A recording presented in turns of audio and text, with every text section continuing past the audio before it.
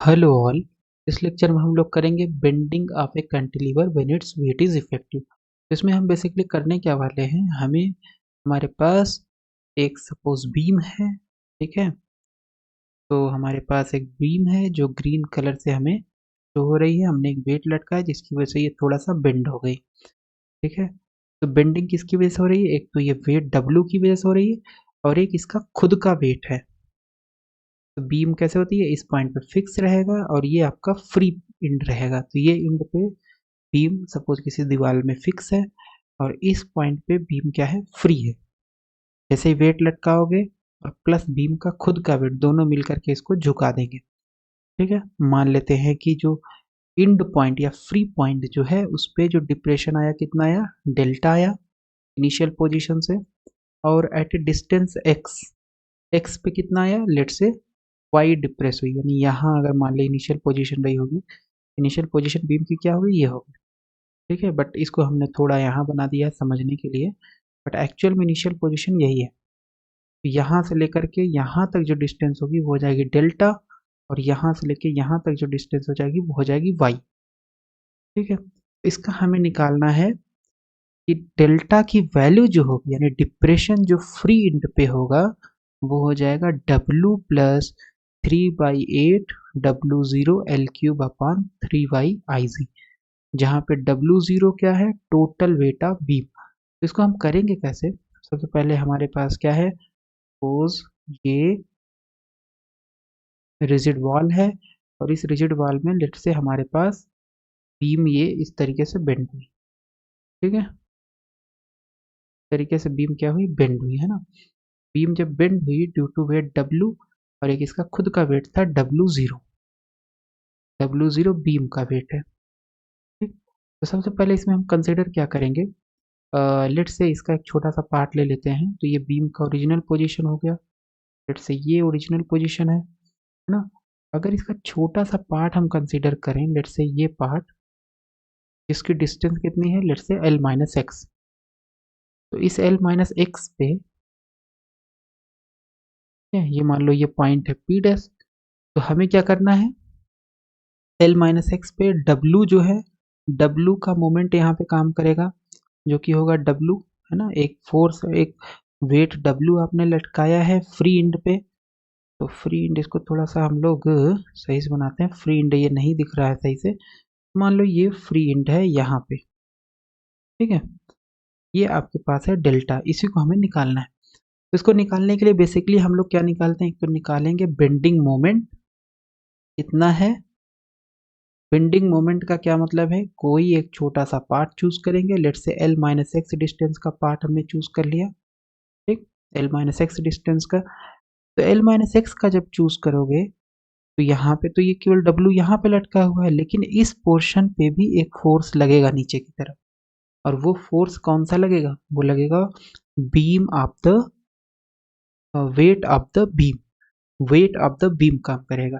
तो अगर हम मान लें कि W है वेट, बीम का वेट पर unit length, weight of beam per unit length, तो इसका मतलब यहाँ से यहाँ तक लेंथ का वेट कितना हो जाएगा, W(L-x), क्या हो जाएगा, W(L-x). ये पूरा यहाँ से इस पोर्शन तक होगा और वेट हमेशा कहाँ काम करेगा, सेंटर ऑफ मास पे। तो ये L-x डिस्टेंस है बीम की, इसके बीचों बीच W(L-x) काम करेगा।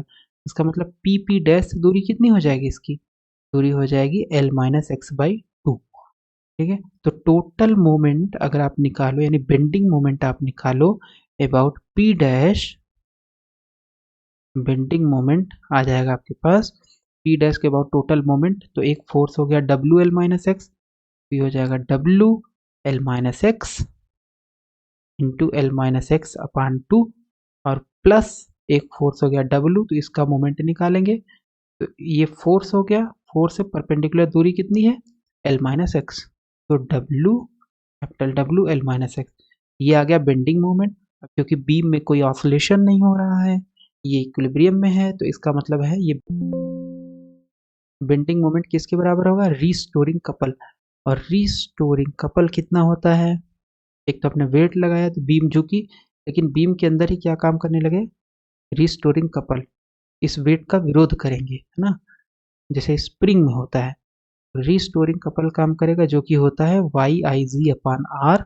आर जो होगा रेडियस ऑफ कर्वेचर, इस बीम का अगर ये जो कर्व हो रहा है इसको हम एक सर्कल बना दें तो उसका जो रेडियस होगा उसी को बोलेंगे रेडियस ऑफ कर्वेचर। आई जी जो होगा वो क्या होगा, आई जी होगा geometrical moment of inertia of the beam. तो ये बेसिक पिक्चर है, तो यहाँ से हम निकाल सकते हैं। ठीक है, तो अभी हमारा टारगेट क्या है, बेंडिंग मोमेंट कैलकुलेट करना। तो उसके लिए वही हमारे पास एक बीम है red colour sorry green colour से, ये फिक्स्ड इंड है, ये फ्री इंड है, इस पर एक बार डब्लू काम किया तो हमने क्या मान लिया, इसका एक छोटा सा पार्ट मान लिया बीम का। लेट से छोटा सा पार्ट कितना डिस्टेंस है इसका, एल माइनस एक्स। ठीक है, तो हमें चाहिए moment total about this axis P dash.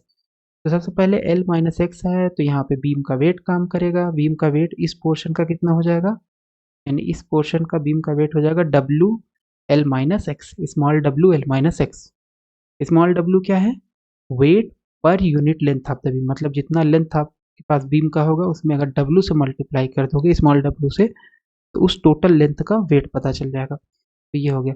लेकिन ये एल माइनस एक्स अगर है, weight W L minus X अगर है इस पोर्शन का, तो ये कहाँ काम करेगा, सेंटर ऑफ मास पे, यानी एल माइनस एक्स के आधी दूरी पे। तो ये काम करेगा L minus X by to. तो हमारे पास ये फोर्स हो गया, इसका हमारे पास डिस्टेंस पता चल गया एक्सिस के अबाउट, ये फोर्स है, इसका डिस्टेंस एल माइनस एक्स है। तो टोटल मोमेंट हम निकाल लेंगे आसानी से। So let's consider again the portion of the beam P dash B dash। ठीक है, वही सब है, at a distance x from the fixed end से मान लिया P डिस्टेंस है और B डैश क्या है, फ्री इंड है। तो at a distance x from the fixed end A, now in addition to the load W acting at B dash पर W तो काम कर ही रहा है, लेकिन a weight equal to that W L minus X act at the mid point of the portion L minus X, जो हमने समझाया वही लिखा हुआ है।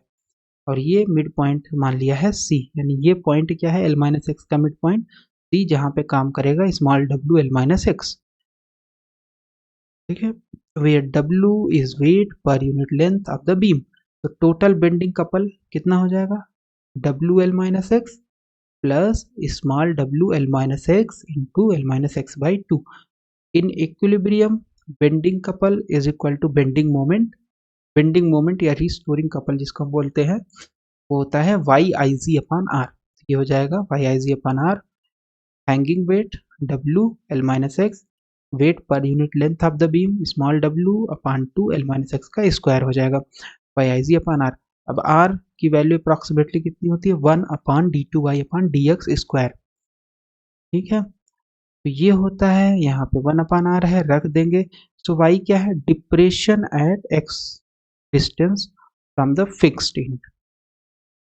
डेल्टा क्या था, डेल्टा था डिप्रेशन एट फ्री इंड, यानी depression at X is equal to L, वो है डेल्टा। डिप्रेशन क्या मतलब क्या होता है कि कितना बीम झुका अपने वेट के कारण प्लस अपने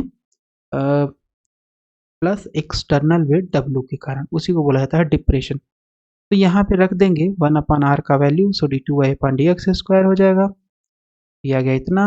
और ये आपका एल एच एस को हमने लिख दिया इस तरीके से। ठीक है, सो ये हो गया W L minus x upon Y I जी क्यों, क्योंकि ये वाई आई जी यहाँ था। सो ये आपका आर एच एस है, ये एल एच एस है, तो ये आपका पूरा इधर डिवाइड हो जाएगा और ये आ जाएगा D two Y upon D X square W upon Y I G L minus X small W by two Y I जी।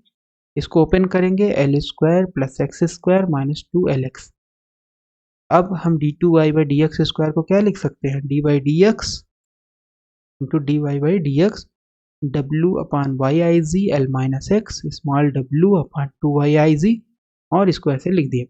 ठीक है, तो अब इसको वेरिएबल सेपरेशन करेंगे क्योंकि इधर केवल x का फंक्शन है और इधर y का फंक्शन है, D Y by D X है और इधर केवल x का है। तो अगर dx इधर मल्टीप्लाई कर दें तो हमारे पास अब पूरा इधर x का फंक्शन हो गया, इधर D Y by D X, तो इसको आसानी से इंटीग्रेट कर सकते हैं।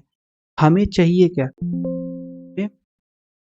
हमें चाहिए depression at a distance x from the fixed end, और वो डिप्रेशन क्या है, y है।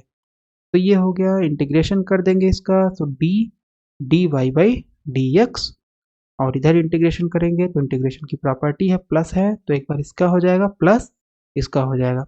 अब ये कांस्टेंट है बाहर आ जाएगा, ये भी कांस्टेंट है बाहर आ जाएगा, और इसका ये हो गया डी ऑफ एक्स टाइप का इंटीग्रेशन, डी ऑफ एक्स, उसका कितना होता है integration D Y by D X, तो यहाँ बचेगा D Y by D X, ये पूरा टर्म बाहर आ गया, यहाँ बचेगा L minus X D X, और यहाँ ये ब्रैकेट बचेगा, ये कांस्टेंट बाहर आ जाएगा। ठीक है, अब इंटीग्रेशन की प्रॉपर्टी होती है, अंदर मल्टीप्लाई हो जाएगा, एल डी एक्स हो जाएगा, माइनस एक्स डी एक्स हो जाएगा, plus W two Y I G L square D X हो जाएगा, ये इंटीग्रेशन एल स्क्वायर का, फिर इंटीग्रेशन एक्स स्क्वायर का, फिर माइनस टू एल एक्स का, यहाँ पे इतना आ जाएगा। ठीक है, ये हो गया इतना, और एल बाहर आ गया, डी एक्स का इंटीग्रेशन हो जाएगा एक्स, एक्स का इंटीग्रेशन हो जाएगा minus X square upon two, ये आपका कांस्टेंट है, यहाँ पे आ गया एल स्क्वायर एक्स हो गया, एक्स क्यूब बाई थ्री हो जाएगा, एक्स स्क्वायर का इंटीग्रेशन माइनस टू एल बाहर आ गया, एक्स का इंटीग्रेशन हो गया एक्स स्क्वायर बाई टू।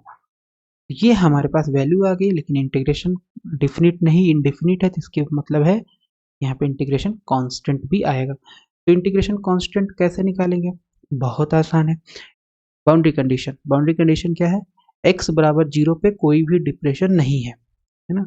तो अगर ध्यान से देखें, यहाँ पे बना लेते हैं एक सेकेंड में, तो सपोज ये बीम है, ठीक है, इस तरीके से बीम है, ठीक, ये इसका इनिशियल पोजीशन है, ये आपके बीम का फिक्स्ड एंड हो गया, इस पॉइंट पे बीम फिक्स्ड है, मान लेते हैं यहाँ से लेके यहाँ तक डिस्टेंस x है, तो यहाँ पे डिप्रेशन कितना है y है, और फ्री एंड पे मतलब यहाँ से लेकर के यहाँ तक डिस्टेंस बीम का लेंथ हो गया, और डिप्रेशन कितना है डेल्टा है। ठीक है, तो इस पॉइंट पे डिप्रेशन क्या होगा, इस पॉइंट पे तो बीम झुकाएगा ही नहीं, जो फिक्स्ड है, तो इसका मतलब x बराबर जीरो पे y में कोई भी चेंज नहीं होगा x के साथ, तो dy by D X zero होगा। ठीक है, तो इसका मतलब रख देंगे इसमें, इसमें रख देंगे जीरो, जीरो जीरो हो जाएगा, x बराबर जीरो पे D Y by D X zero, तो D Y by D X zero, ये पूरा जीरो हो जाएगा, ये भी पूरा जीरो हो जाएगा, तो C1 की वैल्यू कितनी आ जाएगी, जीरो, C1 का मान आ गया जीरो, तो इसका मतलब इंटीग्रेशन कांस्टेंट जीरो हो गया, तो D Y by D X आपका आ जाएगा W upon Y I G L X minus X square by two small W upon two Y I G L square X plus X cube by three minus L X square.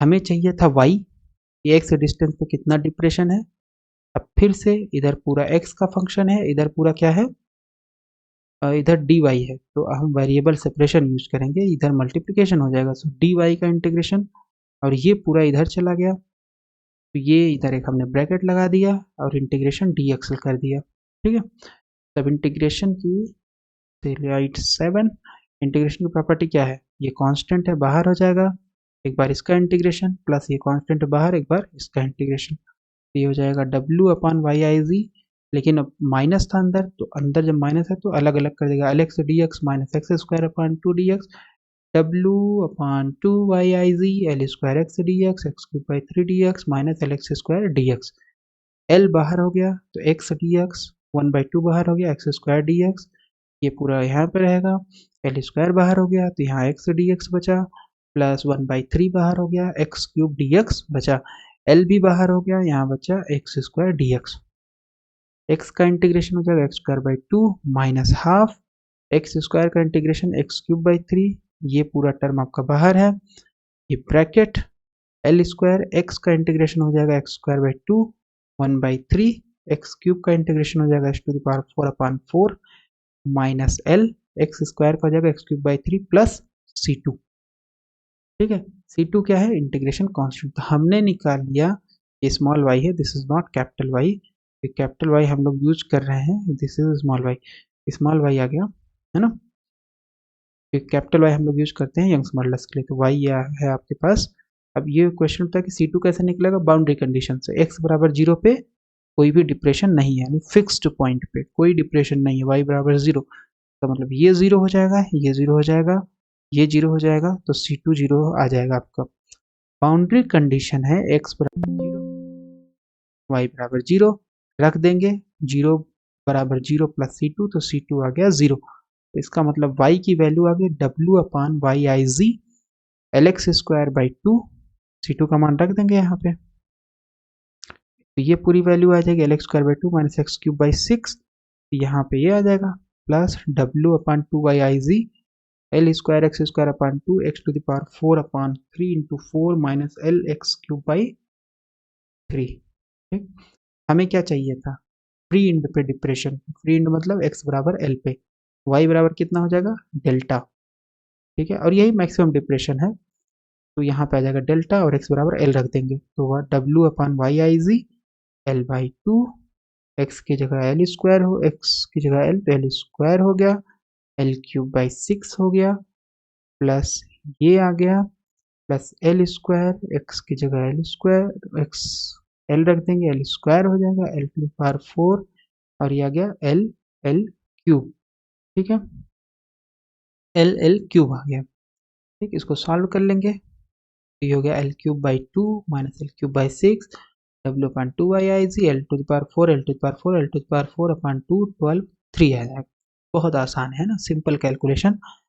ये आ गया, अब इसमें से L cube बाहर निकाल लेंगे, इसका LCM 6 हो जाएगा, सो दिस इज 3 माइनस 1 और यहाँ पे ये कांस्टेंट है, L4 बाहर ले लेंगे, यहाँ पे आ जाएगा 12, तो 6 प्लस 1 माइनस 4 W/YIZ, ये हो गया एल क्यूब, ये 2 यहीं 6 3 बचेगा, WL4/2YIZ और यहाँ 6 एक 7 4 3 बचा, ऊपर कितना बचा 3 4 12, तो 1/4 बच जाएगा, तो ये हो गया WL cube YIZ 3YIZ plus, अब ये जो चीज़ है टोटल बीम का लेंथ कितना है L है और टोटल बीम का वेट कितना है W0 है, बीम का वेट पर यूनिट लेंथ कितना है W है।